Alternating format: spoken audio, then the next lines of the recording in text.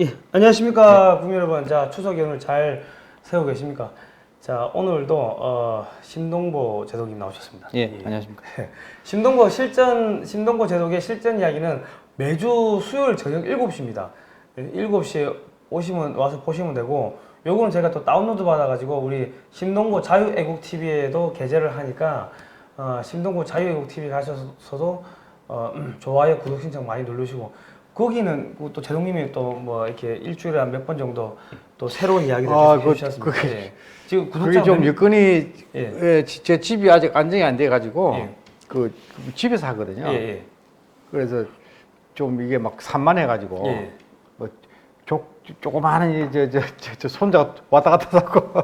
아니 그 소리만 들으시면 소리만 그 화면. 그래가지고 하여튼 방송을 제가 욕심만큼 자주는 못 하고요.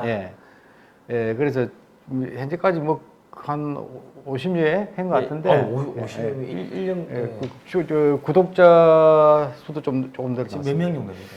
그게 한 1,300명 가까이 돼요. 그때 1,000명 안 됐죠 그때. 1,000명 넘는가만 넘을 것 같다고 그때 하셨는데 1,300명 이제 2,000명 채워 주십시오. 이래 하다가 아니 근데 그 팬이 생기더라고요. 그게 제 영상을 방송하는 기다리시는 분 계세요. 아 그렇죠.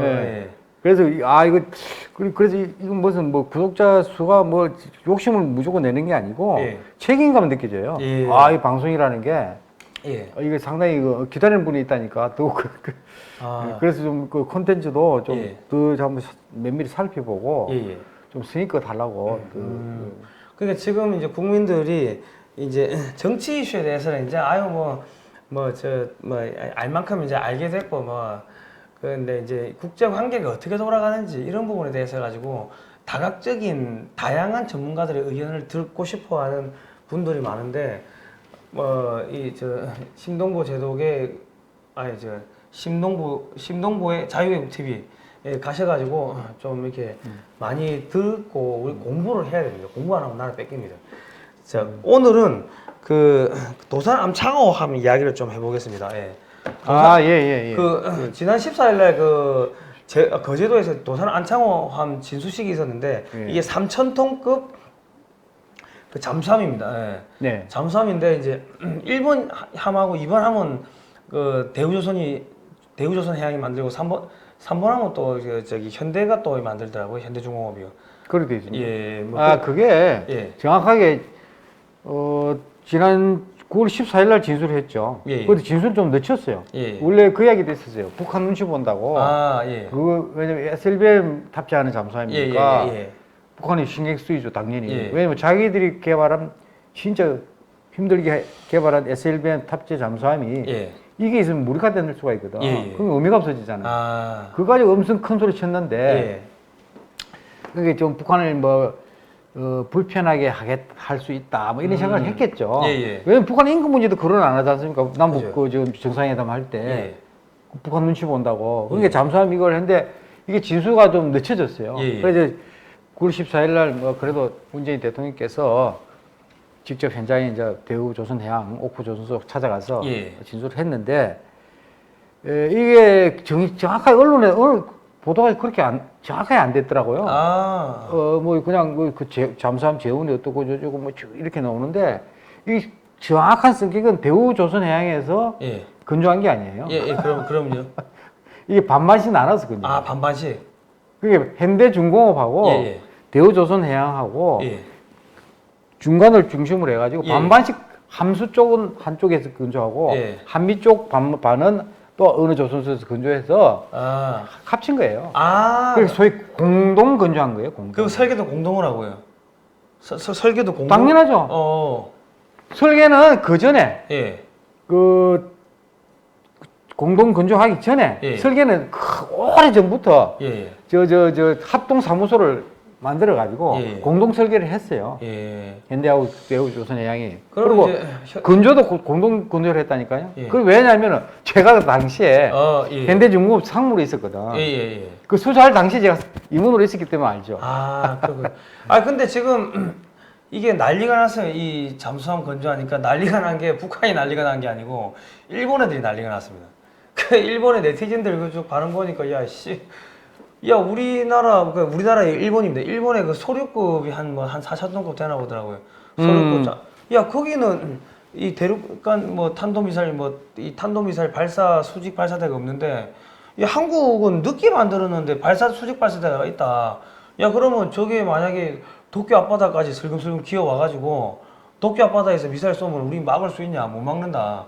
이거 어떻게 됐냐? 이 난리가 났더라고요. 일본이 아마 그 헌법상 그런 게 공격용 잠수함에 유도탄 이런 거 탑재 못하게 됐을 거예요. 아마 미국하고 관계돼. 그런데 일본은 그 잠수함이 21척이에요. 우리가 지금 한국 해군이 거의 18척 가까이 있을 거예요. 209 9척, 214 9척. 근데 숫자는 비슷한데 일본은 커요. 3,000톤급 이하 잠수함은 없어. 그게 아까 소류급? 그게 이제 제일 큰 게 한 4,500톤. 3,200톤급쯤 되는 게 하루시오급이 있어요. 근데 전부 3,000톤급 이상이야. 그러니까 거기에 그 SLBM 이런 거 있지 않습니까? 이거는 크지 않습니까? 그 탑재할 공간은 되지. 그러니까 자기들이 다른 데 이렇게 제한을 받아가지고 못한 거니까. 근데 한국 해군은 이미 그 잠수함의 1사급에도 잠대지 미사일이라고 그래요. 잠대지. 수중에서 발사해서 지상 목표물을 타격할 수 있는 그 소위 순항 미사일을 탑재할 수 있어요. 그게. 그러니까 그 상당히 그 공격 있잖아요.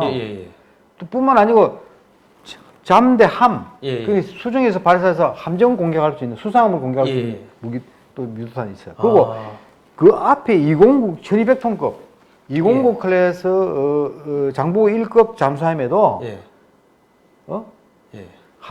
잠대지 순항미사일은 아니더라도 잠대함 하프 미사일이 있어요. 간 반 정도는. 그러니까 우리는 이미 올해 그 잠수함에 미사일을 탑재해서 운용한 지가 꽤 오래된 노하우가 있어요. 일본은 시작도 안 한 거지. 그러니까 일본이 보기에는 야, 이거 한국 해군이 자기들보다 잠수함 훨씬 늦게 또 시작했잖아요. 그죠, 제가 여기 책에 넣었지만은 1988년제 소련 때 여기 이 책에 이 책에 보니까 이 신동고 제독의 필승 리더십에 보니까 154페이지에 나오네요. 제가 소련 때 해군본부 장교인사 담당을 근무를 했어요. 그때 그 소위 209 클래스 그 장보 1급 잠수함 그 인수요원을 독일에 제가 그 인사말령을 낸 사람이에요. 그렇습니까? 그래가지고 저희 동기생도 그 있어요. 그렇게 초대 잠수함 장보감이죠.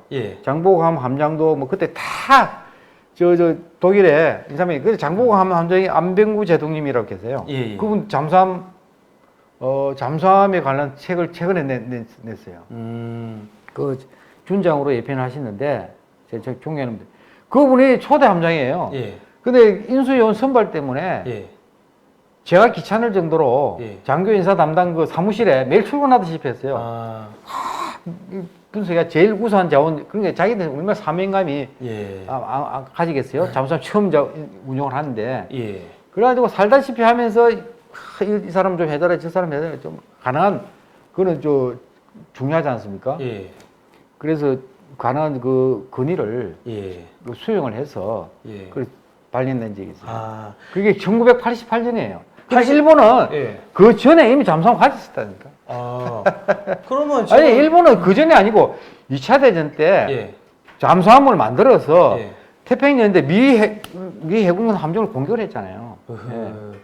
그 우리하고 역사가 비교가 안 돼. 한데 지금은 훨씬 우리가 후발주자인데 어떻게 보면 자기들 추월해 가는 것 같은 느낌을 가는데. 그러니까 이게 배가 아픈 것도 있고, 배가 아픈 것도 있고 위험 느낄 수도 있죠. 그러니까 잠재위 소위. 미국 같은 경우는 그 2차 대전 때 한번 진주만에서 습격을 당한 그런 아픈 추억이 있으니까 일본이 절대적으로 이 공격용 미사일을 못 가지게끔 그 틀을 막아버렸군요.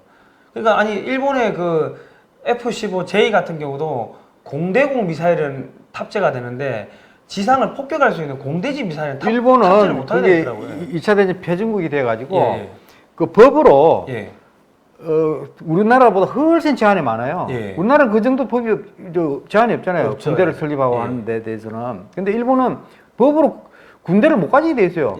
그러니까 자기들. 우리처럼 일본 육군, 일본 해군, 일본 공군 해야 되는데 예. 그냥 해상 자위대라고 셀프 디펜스 포스라고 그러잖아요. 예. 그러니까 자위를 위해서 예. 그냥 군대 행식을 약간 빌려서 있다 이런 뜻이에요. 헌법에 저촉되기 때문에 그런 거예요. 그러니까 우리나라보다 훨씬 제한이 많아요. 그러니까 예. 이런 공격용 미사일 같은 경우는 굉장히 더 제한을 받겠죠. 그러니까 지금 요 조지 프리드먼이나 미국의 이제 국제 정치학자가 유명한 분인데 21세기 지정학과 미국의 패권 전략이라는 이 책을 올 초 3월 달에 냈더라고요. 이게 3월 달에 번역돼가 출판됐는데 제가 285페이지를 잠깐 읽어 드릴게요. 미국은 세계의 핵심 국가, 즉 한국, 호주, 싱가포르와의 강력한 관계를 공고히 하기 위해 노력해야 한다. 이 세 국가들은 미국이 서태평양의 어떤 국가, 특히 일본과 전쟁을 치를 경우 매우 중요한 동맹국이 될 것이며 이는 미리 준비할수록 좋다. 한국 해군의 증강, 호주에서의 기지 설립, 그리고 싱가포르 군대의 현대화 등은 주변국들에게 큰 불안감을 유발하지 않을 것이다. 다음 10년 동안 취해야 할 이러한 조치들은 미래에 발생할 분쟁을 관리하기 위한 기본 틀을 만들어낼 것이다.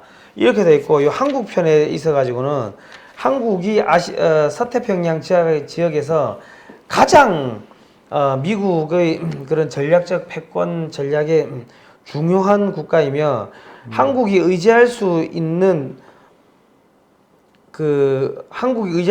별다른 국가는 없지만 그럼에도 불구하고 미국 대통령은 한국이 해달라는 요구를 들어줘야 된다.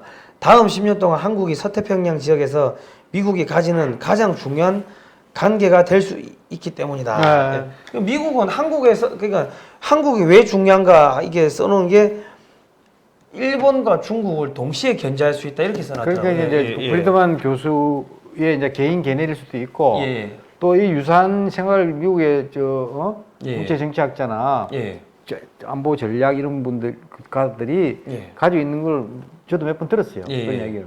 그러니까 미국이 우리나라를 함부로 그거 할 수가 없어요. 근데 이제 워낙 지금 정부의 성격에 따라서 그 미국하고 공동 그 목표를 추구하는데 한 번씩 의기장이 나는 게 있어요. 그 대표적인 오늘 문재인 대통령이 지난주에 문재인 대통령이 지난주에 하는 그런 게 남북 정상회담 이런 게 어긋나는 거예요.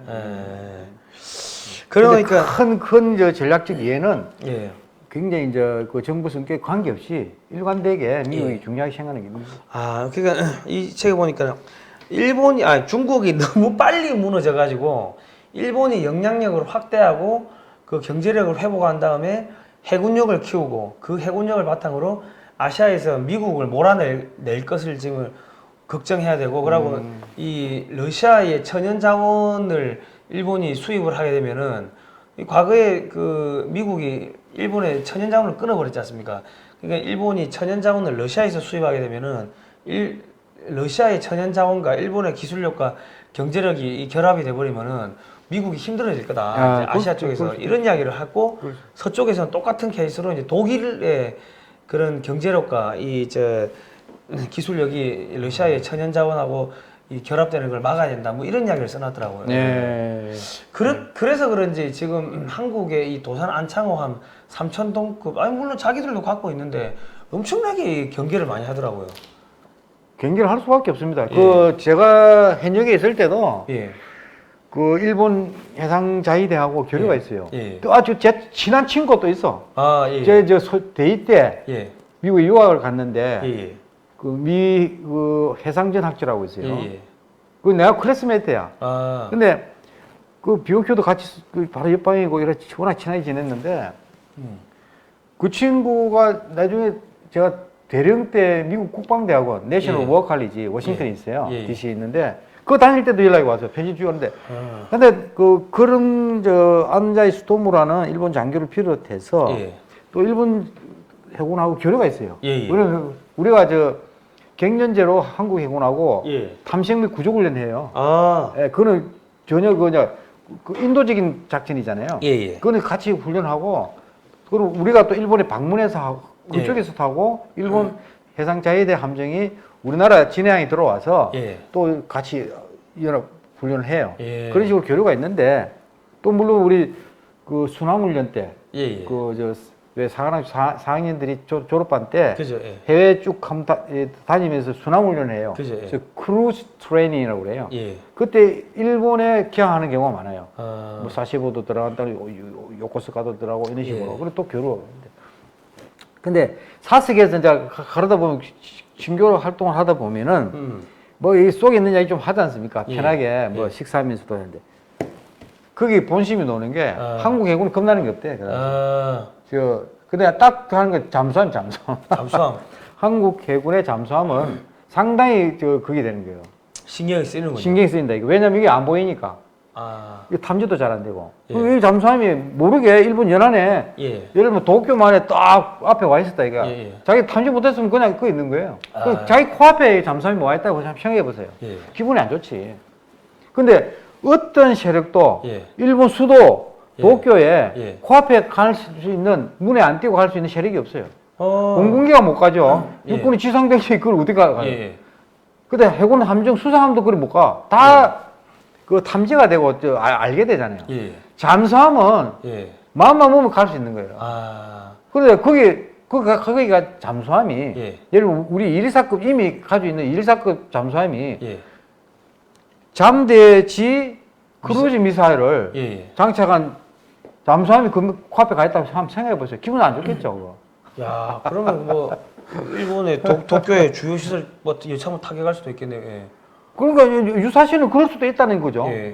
왜냐면 능력을 가지고 있는 거예요. 능력을 가지고 있다는 것은 유사시가 써먹을 수 있다는 거거든요. 예. 그런 상황이 가면 안 되겠지만은 예. 알 수가 없잖아요. 그러면은 지금 이 3,000톤급 잠수함 같은 경우는 예를 들어서 이게 뭐 보니까 한 50일 가까이 공기 불여 장치를 가지고서 그건 지금 114도 마찬가지. 114도 한 마찬가지. 50일 가까이 이 작전이 가능하다 그러더라고요. 50일까지는 안 될 건데. 지금 지금 114 잠수함이 한 보름 정도 할 수 있거든. 물에 안 떠오르고. 물에 떠오르는 게 잠수함 전체가 이렇게 떠오르는 뜻이 아니고 스노클이라 해가지고 저 외부 공기만 흡입하는. 그러니까 이게 요만한 관에 올라오는 거예요. 그것도 탐지가 되니까 노출하면 안 돼, 잠수함.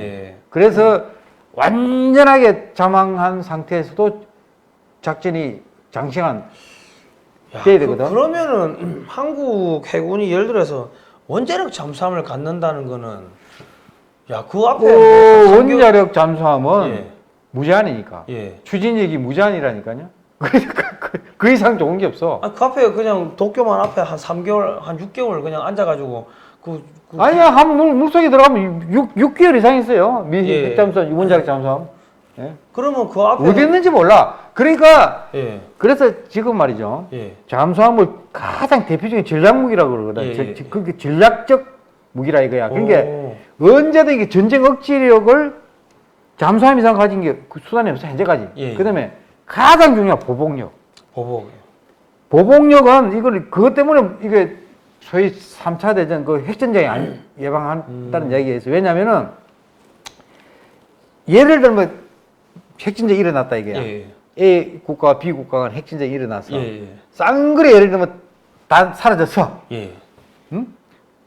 눈에 보이는 육상에 있는 거는 다 초토화 됐어. 한 사람도 사라졌다. 그 다음에 비행기도 다 없어졌어. 수상함도 다 괴멸됐어. 잠수함이 있어요, 잠수함. 잠수함은 원자 통로로 이거를 공개할 방법이 없어요. 수중에 있는 거. 수중이 몇백 미터 있다 이거야. 어떻게 공개해요? 그러면 이 잠수함에 SLBM을 싣고 있다. 그러면 보복할 수 있잖아요. 다 죽었다 이거. 우리가 문제 당해서 다 없어져 버렸어, 나라가. 잠수함이 있어, 잠수함. 이거는 공개할 수 있어요. 그러니까 그 보복력이라는 게 말할 수 없는 저 전략적 가치를 지니고. 그러면 소위 말해가지고 김정은이가 한반도를 뭐 핵이든 화학탄이든 초토화 시켜가지고 다 죽었다 하더라도 이 잠수함이 살아가지고 있으면은 저기 평양 앞보다 가가지고 탄도미사일 쏘면 다 죽는 거죠. 그 김정은이도 죽는다는 소리 아닙니까? 그런 게 오하이급 예를 미 핵 추진 핵잠수함 한층 하면요. 거기 있는 SLBM이 제가 26개가 실려 있어요. 그게 또 자탄이 하나에 또 한 190몇 발에 흩어져. 다 공개할 수 있어요. 그러니까 이게 그 북한 전역을 잠수함 한 척 전력으로도요 다 초토화시킬 수 있어요. 아, 미국의 그 정도 전력 잠수함 그럼요. 같은 경우. 예. 야, 그러면 우리가 이렇게 대형 잠수함을 많이 건조한다고 하는 거는 그러면 대형 잠수함만 많으면 되는 거 아닙니까? 209급이나 214급 필요 없는 거 아닙니까? 아, 그러니까 잠수함 용도가 예. 꼭 그 전략적 그게 대지 공격, 예. 그게 전력 투사를 하는 그 기능만 중요한 게 아니고 예. 제일 중요한 건 해상에서 예. 잠수함 대 잠수함 싸움에서 이겨야 돼. 예. 그 공군기가 공대공 에어 투 에어에서 이겨야 되듯이 예. 그게 굉장히 중요하고 그다음에 잠수함이 수사함에 대한 공격 예. 이 능력이 중요해요. 왜냐면 예. 이게 함대가 구성돼 가지고 그 대규모 전력 투사를 하려면은 예. 항모 전달에 꼭 잠수함이 들어가잖아요. 그죠. 예. 그 잠수함 방어를 하면서 예. 수중 공격을 방어를 하면서 또 예. 공격하는 거예요.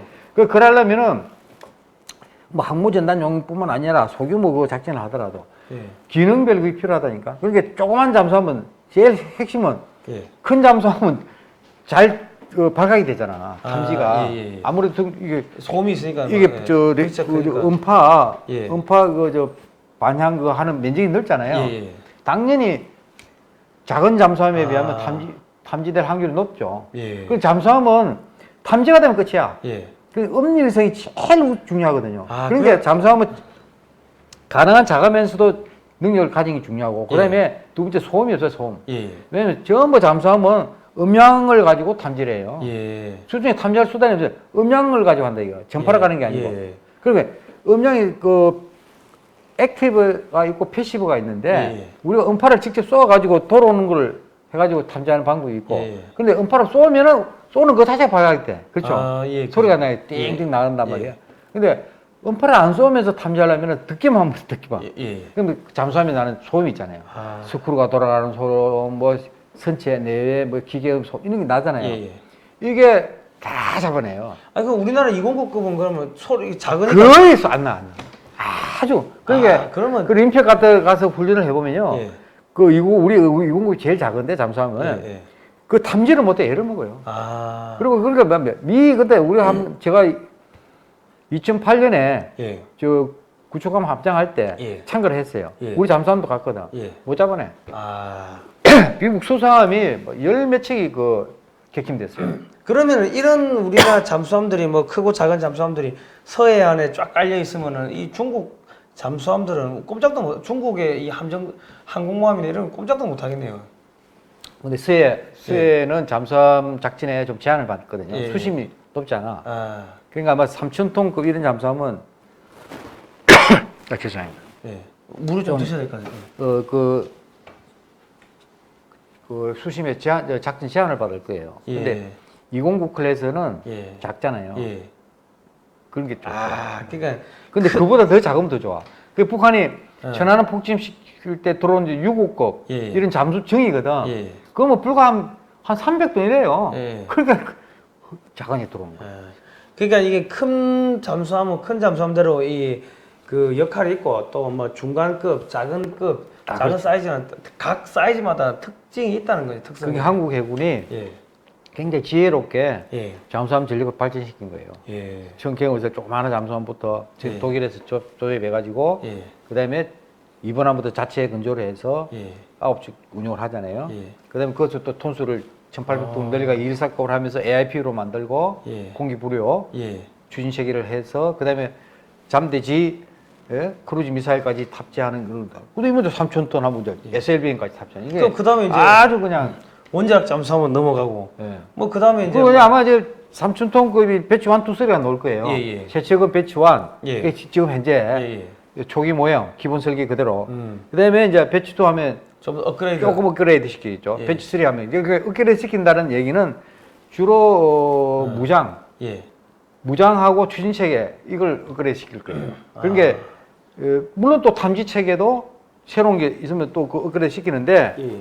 제가 보기에는 한번 배치 3쯤 갔을 때는 예. 원자력 추진 체계를 탑재 예. 할 걸 아마 준비를 안 하겠느냐 싶어요. 왜냐면 작년에 북한이 SLBM 발사하고 했을 때 막 예. 토론도 많이 하고 여러 가지 국회에서 막 저도 그 토론을 발표도 하고 그랬어요. 예. 한참 불이 붙어서 우리 대한민국 그 해군은 원자력 잠수함 차지 빨리 확보해야 된다. 예. 이게 거의 공감대가 폭넓게 형성됐어요. 그리고 그 당시 대선 전인데 예. 지금 문재인 정부도 그 대선 전에 그걸 찬성했어요. 그러면 지금 어떻게 하고 있는지 모르겠는데. 예. 와, 그러면은 이게 한국이 저렇게 그러니까 잠수함 전력이 늘어나고 SLBM 잠수함 발사 탄도탄을 쏠 수 있는 그런 발사체까지 갖고 있고 그러면 이제 뭐 요즘 핵무장 이야기는 요즘에 쏙 들어갔는데 뭐 나중에 뭐 통일되고 뭐 여건이 정치적 여건이 좋아져 가지고 한국이 핵무장을 한다고 하면은 탄도만 바꾸면 핵 탄도미사일 되는 거 아닙니까? 그렇죠. 어휴. 그러니까 예. 그러니까 지금 우리나라가 제일 그 원자력 강국이잖아요. 예, 예. 그러니까 제가 전문가들 얘기 들어보면은 잠수함용 원자력 추진 체계를 만들려면요. 예. 딱 지금 현재 수준으로 6개월에 만들 수 있어요. 아, 그 정도? 정책만 결정해요. 예. 예, 확실히 얘기 들었고, 그다음에 거기에 탑재하는 SLBM에 예. 핵 탄두를 장착하면 그게 핵 미사일이 되는 거죠. 그죠? 예. 근데 핵 탄두를 만드는 것도 예. 우리가 마음만 먹으면 만들어요. 아. 근데 그걸 우리가 함부로 못 하죠. 예. 그렇게 이제 미국과 협조를 해서 그 전략 전술 핵무기를 전개를 아예 하든지 아마 북한이 저런 식으로 비핵화를 속임수로 계속 시간 끌지 않았습니까? 저러하면 방법이 없어요. 우리가 다른 수단을 강구해야 돼요. 예, 그러면 뭐 차기 정권이 들어선다고 했을 때, 야 우리 뭐 핵무기 갖겠다 했을 때 미국이 막을 명분이 없어지니까 한국이 핵무기를 못 갖게 하려면 빨리 북한을 제거해야겠네요. 야, 이거 재밌게 돌아. 아니 지금 북한 하여튼 제가 예. 보기에는 그 근본적으로 해결책을 강구해야 될 겁니다. 지금 대화 협상 제가 보니까 지난주 그 남북 정상회담 3차 뭐 발표 내용 합의 전부 그냥 엉터리예요. 지금 그렇게 되면은 지금 미국이 제일 이제 고민하는 게 이 중국과 러시아와 일본을 어떻게 견제할 거냐 동시다발적으로 그거를 이제 고민을 하던데 제가 볼 때는 빨리 북한 없애버리고 한국하고 북한하고 통일시킨 다음에 지금 중국이 지금 무너지고 있으니까 만주까지 떼가지고 한국에 붙여버리면은 그러면은 한국이 군사력이 안 그래도 지금 세니까는 이 중국, 러시아, 일본 동시에 견제를 하면 한국의 잠수함이 러시아 앞바다 가가지고 가만히 그게 불가능한 게 아닌 게 우리가 자유통일을 북한을 흡수한 경우에 그 2050년을 이제 기점으로 한 30년 후죠. 우리나라가 통일 한국이 최대 5대 강국이라는 거예요. 아, 예. 5대 강국. 그게 뭐냐면은 미국, 중국, 일본, 독일. 다음에 우리야. 영국도 우리 뒤에. 아. 그게 그들 막강한 종합 국력을 따졌을 때 경제력과 군사력 모든 걸 그런 나라란 말이에요. 그러니까 지금 우리가 이거 조그마한 땅이 좁아서 그렇지. 옛날 로마가 이태리 반도가 그런 넓어서 그걸 제패했습니까? 아니잖아요. 결국은 그 나라의 그 역량이 그 파워가 그러면 투사가 되는 거예요. 그럼 만주 얘기 이게 꿈 같은 얘기일지 몰라도 그렇게 될 수도 있고 한데 문제는 제일 핵심은 미국하고 우리가 확실한 동맹을 유지해야 돼요. 끝까지 미국하고 같이 가야 돼요. 그러면 우리한테 그런 기회가 와요. 근데 미국하고 벌어지면요. 그런 기회는커녕 망하는 거예요. 그러니까 예를 들어서 한국이 한반도 통일되고 나서 북한의 경제 개발하면 가스나 석유가 많이 필요할까 요 원유나 그러면 그런 거는 중동에서 갖고 올 게 아니라 미국산 셰일가스나 셰일 오일을 사오고 그리고 또 만주가 예를 들어서 한반도 된다면은 주한미군 기지 어차피 그 한미 상호 방위 조약에 따라서 만주가 한국 영토가 되면 주한미군 기지를 만주에 지을 수 있는 거 아닙니까? 그러면 그런 기지 지을 비용도 한국이 좀 대주고 그러고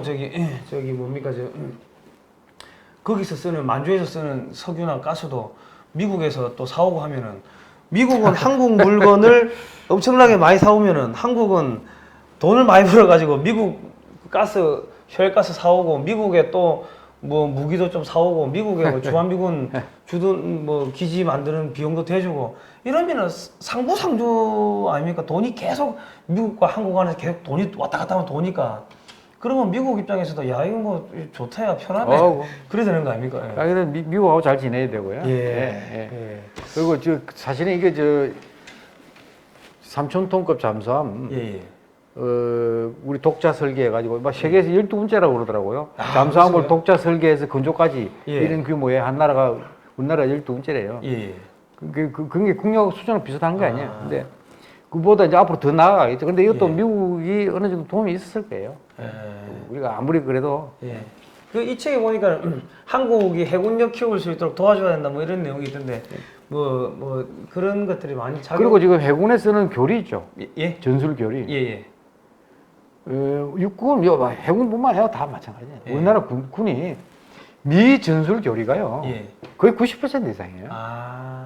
그리고 우리가 모든 그 상한학교 뭐 어떤 우수한 장교들이 다 유학 경험이 있어요. 대부분. 미국으로. 다 대부분 미국이에요. 처음에도 대위 때, 그다음 대령 때 두 번 미국 유학 갔잖아요. 그럼 뭘 공부해요? 전부 그 대위 때는 미국 해군의 전술, 그 교리, 이걸 실습을 포함해서 하는 거예요. 그는 6개월. 6개월 교육을 받고, 그 다음에 심지어는 교관, 인스트럭터 과정까지 있어요. 마지막 과정은 한 달 동안 이 강의하는 걸 또 집중적으로 가르쳐. 미국 교육이 그냥 철저해요. 하여튼, 그거를 4주 과정을 16주 만에 졸업한 사람도 있어요. 계속 주마다 평가를 해서 은세 받으면 다시 처음으로 들어가야 돼요. 그것도 미국 대의가. 미국 대의가? 그렇게 처리하는데 하여튼, 그러니까 그렇게 배워오는 거예요. 그럼 그런 게 배워와서 전술학교 교관했단 말이에요. 한국 함대 훈련단에. 그럼 후배들한테 가르치는 거예요. 또 우리나라 고유 그것도 이거 접목해가지고 한국화해서 가르치는 거예요. 그 다음에 대령 때 가서 미국의 큰 국가 전략을 배우는 거예요.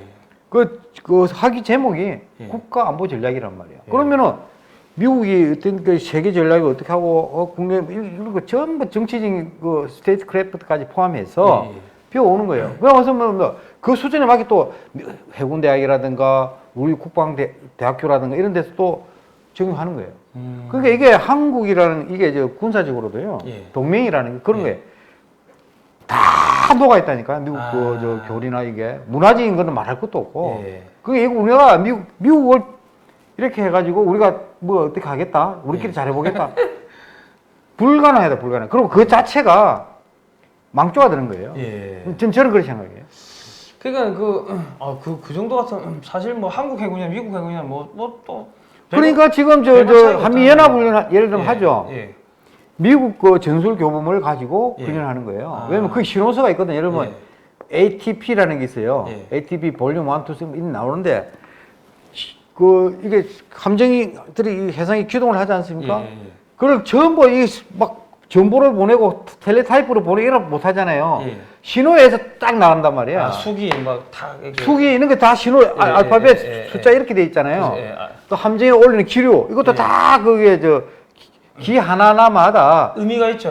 그게 문자란 말이에요. 문자 숫자란 말이에요. 알파, 그게 조합되면은 그런 식으로 또 보이스 음성 이걸 나가요. 예를 들면 포메이션 1 이렇게 FORM 숫자 1 이렇게 나간다 이거야. 그러면 우리로 치면 일렬 종대로 함정이 조열한다는 뜻이에요. 포메이션. 그다음에 그 뒤에 숫자가 나와요. 테크 180 그러면 180도 방향으로 일렬 종대를 한다. 그다음에 그게 스피드가 또 몇 도로 하고 함정 간의 간격을 뭐 다 신호에 딱딱 주어져요. 그래 딱 집행을 하면은 쫙 그렇게 기동합니다. 그게 미 해군 여러분 전술 교범에 나오는 표준 신호서에 의해서 한미연합훈련을 해상훈련을 하는 거예요. 그 미국 항공모함도 그 신호에 따라 움직이고 우리 잠수함도 움직이고 우리 수상함도 그렇게 움직이는 거예요. 그럼 일본한테도 그렇게 사세가? 일본도 그렇게 하는 거예요. 일본 그게 림팩 훈련을 하잖아요. 수십 개국이 다국적 연합을 하잖아. 그 신호서는 미 해군 교범이라니까. 미 해군이 새끼 해군들 가르쳐 주는 거네요. 예. 그러면 지금 우리가 이렇게 잠수함을 건조하면은 한국의 이 조선 산업의 이런 기술력이 올라갑니까 어떻습니까? 당연하죠. 예. 그 파급 산업의 그 파급 효과는 엄청 큰 거죠. 예. 근데 지금 이 보니까 함정을 그다음에 갖다가 수출까지. 그러니까 예. 고부가가치 수출 상품이잖아요. 이게. 예. 그 함정을 보니까는 이 한 세 척을 연달아 건조를 해야지 기술력이 좀 이렇게 상승이 된다. 뭐 이런 이야기가 있던데 지금은 우리나라 지금 척수가 적다 보니까는 뭐 한 척은 여기, 한 척은 또 다른 조소서. 그러니까 지금 방위산업을 예, 그런 예. 측면에서 생각해야 되는 게 예전에는 그 전문화 계열화를 했어요. 예. 그러니까 어느 조선소는 잘 짓는 배가 있단 말이야. 예. 고속정 잘만 그 고속정 만들고 어느 조선소는 뭐 수송함 이런 거 상륙 수송함 이런 거 주로 많이 해가 잘 했다. 뭐 그것도 주로 건조하고 어떤 하면 또 그 전투함 대형 전투함 뭐 이지상 같은 거 잘 건조하고 그렇게 특화시켜 가지고 전문적으로 그걸 하면은 훨씬 더 싸고 싸게 그 빨리 건조할 수 있잖아요. 당연하잖아요, 수단이. 그렇죠, 근데 이거를 전부 그 전문화 계열을 다 무시해버리고 무한 경쟁으로 바꿔버렸단 말이야. 그러니까 서로 그냥 싼 가격으로 수주하면 건조하는 거예요. 그러면 아무래도 숙련도나 이런 게 떨어질 거 아니에요. 그리고 이거 그다음에 건조 원가도 올라가고. 그것도 마진율이 떨어지면 대신에 마진이 떨어지고. 예, 그렇게 되면 결과적으로 기업이 돈을 못 버니까 추가적으로 기술 개발에 돈을 투자할 수가 없는 거고 악순환 연속이 되는 거네요. 알겠습니다. 그래서 저희가 이번에 책을 그 황금알을 낳는 최첨단 방위 산업 삼성은 왜 포기했나 이 책을 만들었는데 그 방위 산업의 제도적 결함, 행정적 결함을 좀 바로잡아 가지고 우리나라 국방 안보 산업이 이제 좀 하나의 국가 신성장 동력으로 좀 자리매김했으면 좋겠다 이런 의미에서 그런 책을 만들었는데 그 책을 지금 글로벌 디펜스 뉴스 02711-9642 02711-9642번에서 지금 판매를 하고 있습니다. 예. 저희가 방산 제도 지난번에 그 말씀. 저 이제 뭐 표지까지 나오고 이제 내지 디자인까지 다 나오고 했는데 저희가 이번에 거기다가 뭘 집어넣냐면은 1940년도부터 50년대, 60년대, 70년대 한국군 발전 사항 그리고 최근까지 그러니까 이것만 보면 한국이 옛날에 이렇게 못 살고 목총 들고 야야야 훈련하던 한국군이 지금 이지스함 끌고 다니는 이렇게 사진이 100 몇십 장인데 사진만 봐도 대한민국의 발전사를 한눈에 알 수 있게끔 저희가 그렇게 좀 배치를 했습니다.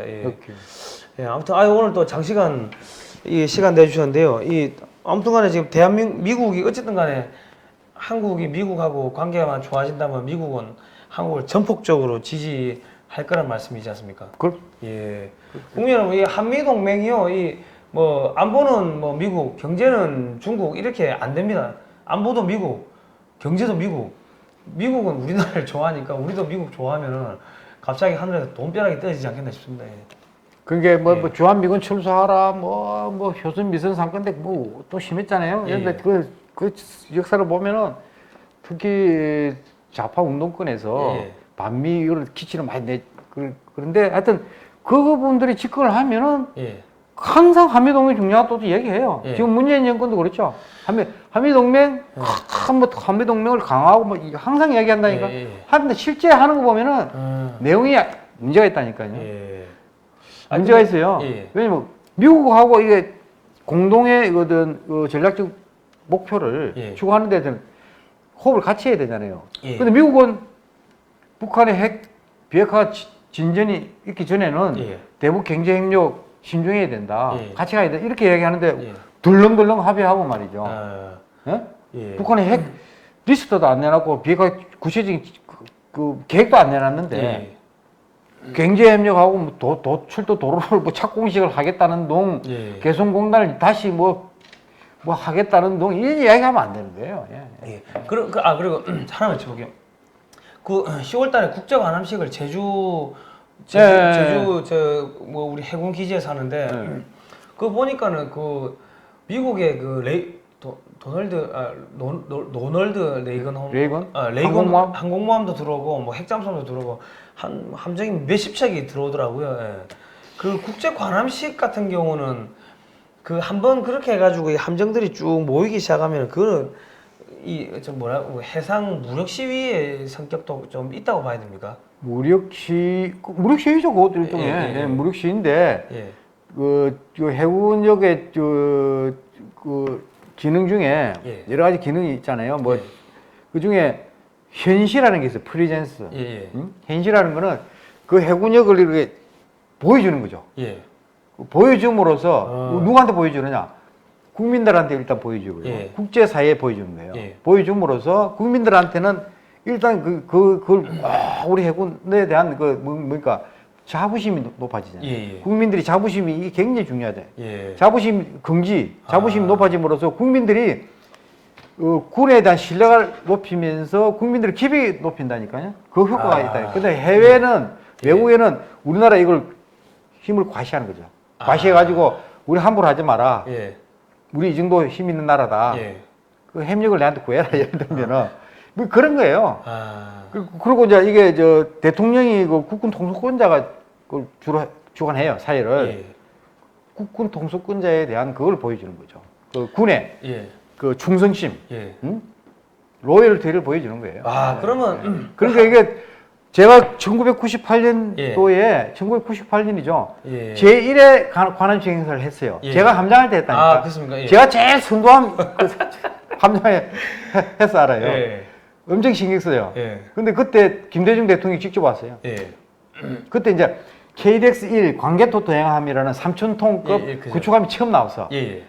국산. 예. 그게 그 대통령이 타셨다니까요. 야, 그러면 그러니까 그리고 해군 장병들 사기도 높이는 예. 부수효과가 있어요. 왜냐면 스스로 야 국민들한테 우리가 이렇게 예. 우리를 알아준다. 그럼 사기 높아지죠 당연히. 그 DJ 정부 때는 3,000톤급 타고 해상 사열하고 그렇죠. 지금은 독도함 15,000톤급 타고 이렇게 해상 사열하는 거 아닙니까? 아니 아마 예. 독도함은 예. 이게 가판이 넓기 때문에 일반 시민들, 국민들 아마 태울 거예요. 아. 그 수치명 태울 수 있거든. 예. 근데 대통령이 그런 큰 배에 수치명 탈 필요 없잖아요. 반드시 제가 보기에는 이지삼. 아, 이지삼. 이지스 구조 뭐 세종대왕이라든가 율곡이항, 새 유성함 세척이 있잖아요. 예. 그 중에 그때 아마 가동 중인 배 타겠죠. 예. 야, 그러면은 이게 우리나라 대통령이 1조 원짜리 이제 배를 딱 끌고 다니면서 이제 해상 사열하면 이게 비교가 안 되죠. 그만큼 대한민국 국력이 엄청나게 높아진 거예요. 그러니까 우리 국민들이 정말 자부심을 가질 필요가 있어요. 그럼 이번에 제주도에서 하는 거는 중국한테 까불지 마라 하고 이렇게 당연하죠. 중국, 일본까지. 그런데 중국이 참석하나 모르겠는데 세부적으로 일본 해군은 참석할 거예요. 해상자위들은. 러시아 해군은 온다 하더라고요. 중국 해군도 올 수 있어요. 왜냐면 중국 해군도 우리가 중국 그 군항에 방문도 하고 그러거든요. 또 서로 훈련도 있어요. 아 그러니까 이번에 중국 앞에서 그렇게 막 몇십 척이 와가지고 쫙 사열하면 중국은 쫄리겠습니다. 쫄리시면 돼지든. 그리고 이제 다른 얘기인데 그 제주 강정 기지가 그 기지 건설할 때 우여곡절이 많았잖아요. 그런 게 너무 작아요, 사실. 아, 이게 원래 저게 계속 저러면서 반대가 많고 해서 줄이고 한 20만 평도 안 될 거예요. 지금 뭐 기지 전체 규모가. 해군 평택이 이함대 있지 않습니까? 이함대 몇 평이냐? 이함대에 딱 10분의 1 정도 규모예요. 이함대가 200만 평이에요. 그런 데였습니까? 거기는 항공모함이고 다 들어갈 수 있겠죠. 그래도 좁아. 근데 지금 제주 해군기지에 그 관함식 참가한 배들이 입항 다 못해요. 개로할 부도가 안 된다니까. 그때 그거 개로해. 수십 척이. 그럼 옆에다가 화순항에다 또 지어야겠네. 근데 어떻게 할지 모르겠어요. 그 바다에 그냥 떠 있는 거예요. 아마 입항할 데 없어요. 아니 그래 제가 지난번에 항공모함 왔을 때 미국 항공모함 왔을 때 제가 취재하러 가니까 그 중국 기자가 엄청나게 사진을 많이 찍어대더라고요. 근데 우리나라 그때 대위였나 그 장교한테 중국 애들이 저렇게 찍도록 내버려도 되냐 그 물어보니까 뭐 찍어 가면 어쩔 겁니까? 뭐 아니 그 보면 어쩔 거냐고. 그러니까요. 이 미군의 이 항공모함은 알면 알수록 gem손해진다더라고요. 중국은요 지금 항공모함 세 번째 지금 건조하고 있죠. 두 층이 있잖아요. 예, 예. 빵이라 빵. 예. 하나도 두렵지 않다니까. 컵빵인가요? 저한테 이지사 말고 예. 호염 한 짝만 저한테 주면은 예. 박살낼 수 있어. 아. 왜냐면 저 완전 흑개비야. 예. 뜨고 내리지를 제대로 못 한다니까. 뜨고 항공모함 전투기가 떨어져. 그리고 무수한 사고가 있고. 예. 그래서 아마 어떤 데가 있었는데 중국이 항공모함 사업을 접는다는 데가 있어요. 아. 포기한다. 아. 도저히 안 되니까. 예. 어중간한 거예요, 저거. 아. 그러면 우리가 예를 들어 항공모함을 만든다면 우리는 미군하고 같이 훈련하니까 금방 배우겠네요. 그럼요. 그럼요. 야, 그러면 뭐 미군이 몇십 년 동안 그 돈 꼬라박으면서 이렇게 실패하고 하면서 그 노하우를 갖다가 그냥 우리 친구니까 좀 줘봐라 해가지고 그냥 같이 훈련하면서 쓱싹 배워오면은 야, 이거 한국 남는 장사입니다. 한미동. 왜냐면 이게 구체적인 그 건조하고 기술 그런 건 뭐 할 수 있고 예. 운용이 중요하잖아요. 운용. 그죠, 예. 운용 중에 제일 운용 거는 많이 본 놈은 못 당해. 예. 감이 있잖아, 감이. 예. 못 당해. 많이 이창용 해본 거를. 그럼요. 그럼 그 노하우를 미 해군 조종사들한테 배운다 하면은 한국은 엄청나게 크다는. 조종사들이 항상 비행 시간 따지잖아요. 예. 자기 기록에 딱 나오잖아. 예. 많이 비행해본 조종사 따를 수가 없어. 그 스킬, 그 그렇군요. 아무튼 오늘 또 좋은 내용 말씀해 주셔서 감사합니다. 국민 여러분, 대한민국이 지금 이게 미국이 한국을 절대로 못 버릴 것 같습니다. 예. 지금 안 그래도 지금 이지삼 또 세척 더 건조한다면서요? 그럼요. 지금 세종대왕급이 세척이 있는 거를 플러스 알파로 세척을 더 건조한다. 예. 그래 해야죠. 아니면 세척 가지고 안 되죠. 왜냐면 이지삼 세척이 가지는 게 사실은 한측이라는 얘기예요. 예. 해군 그 운영 개념을 알잖아요. 그 한측 훈련, 작전을 뛰고 한측은 교육. 그렇지. 교육 훈련을 예, 대기하고 예. 한측은 수리하고. 예. 그러니까 한측이라니까 실제 운영하는. 그러니까 두 척을 운영하면 6척이 있어야 된다는 얘기예요. 야, 분명 이제 여러분 세금 낸 거 54조 어디 안 갔으면 이제 좀 54조 같으면 이지삼 50척 찍을 돈인데. 54점 54척 54척 찍을 돈인데 어디로 뭐 사라졌습니다. 예, 알겠습니다. 제가 오늘 또 좋은 말씀 많이 들었고요. 또 다음 시간에 또 좋은 이야기 듣도록 하겠습니다. 예, 고생하셨습니다.